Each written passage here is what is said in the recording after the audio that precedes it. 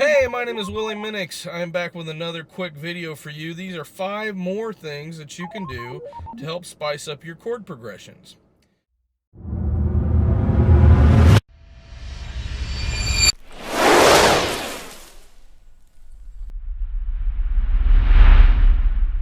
Tip number 1. Don't be afraid to change keys. If you are in, say, the key of C, I always just start with C because beginners a lot of times can handle that key. And you are playing around and you're writing a really nice song, but something just isn't right, why don't you try changing to a related key, maybe the key of G or F?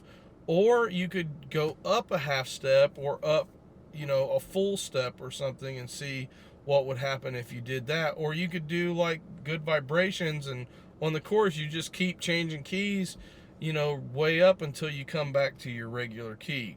So don't be afraid to try to change keys. It may sound good, it may sound bad.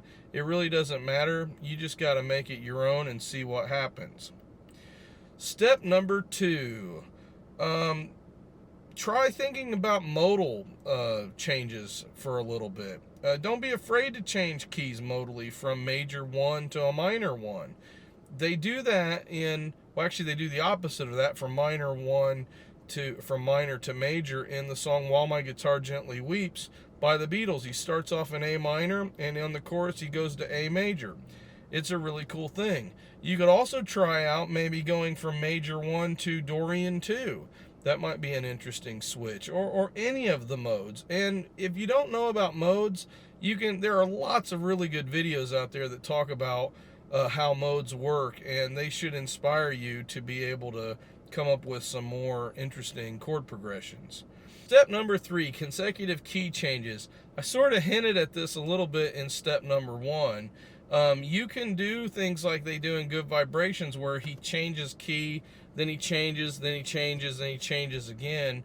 It's really a cool thing that made Brian Wilson's music sound really interesting, and you can give it a shot for your music. And what I found so interesting about the way Brian Wilson did that, especially in Good Vibrations, is you almost don't realize he's changing key because he's changing it every phrase, which normally if you do have a key change, you might change at the end of a chorus or a bridge or something like that.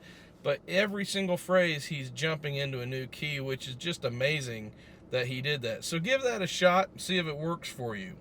Step number 4, color your chords.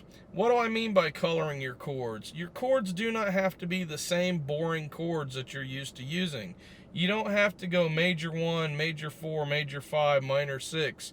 You could do things like major 1 to a 1 suspended 2, and then to a 1 suspended 4, and then to the 4.